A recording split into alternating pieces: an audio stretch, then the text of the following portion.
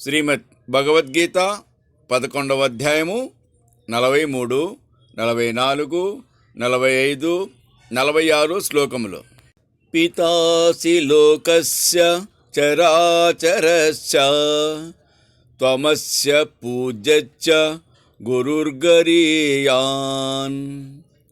నత్వస్సమోస్త్యభ్యధికః కుతోన్యో లోకత్రయేప్యప్రతిమ ప్రభావా.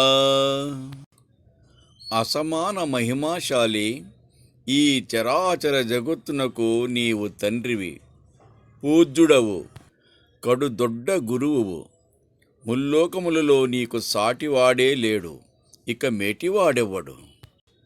తస్మాత్ ప్రణమ్య ప్రణిదాయ కాయం ప్రసాదయే త్వామహమీశమీడ్యం.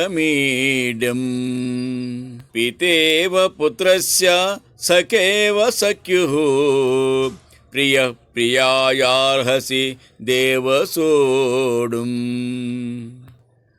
కావున ప్రభుడవు, పూజ్యుడవు నేనా నీకు దీర్ఘదండ నమస్కారములు చేసి వేడుకొనుచున్నాను. తండ్రి కొడుకును, మిత్రుడు మిత్రుని, ప్రియుడు ప్రియురాలిని మన్నించినట్లు దేవా నా అపరాధములను క్షమింపుము. అదృష్టపూర్వం హృషితోస్మి దృష్ట్వా భయేన చ ప్రవ్యథితం మనో మే. తదేవ మే దర్శయ దేవరూపం ప్రసీద దేవేశ జగన్నివాస. స్వామి, కని విని ఎరుగని ఈ నీ స్వరూపమును చూచి పరవశుడైనాను. తోడ్తోడ నా మనస్సు భయోత్పాతముతో తహతహలాడుచున్నది.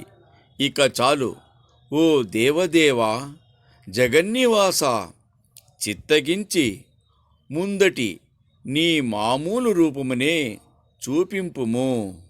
కిరీటినం గదినం చక్రహస్తం ఇచ్చామి త్వాం ద్రష్టుమహం తథైవ.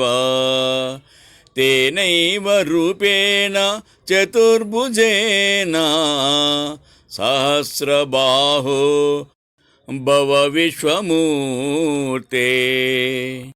ఓ సహస్రబాహు, విశ్వరూప, యథాప్రకారముగా నిన్ను చూడగోరుచున్నాను. కిరీటము దాల్చి, గదను పూని, చక్రమును ధరించి, చతుర్భుజ రూపుడవై నా కగుపడుము.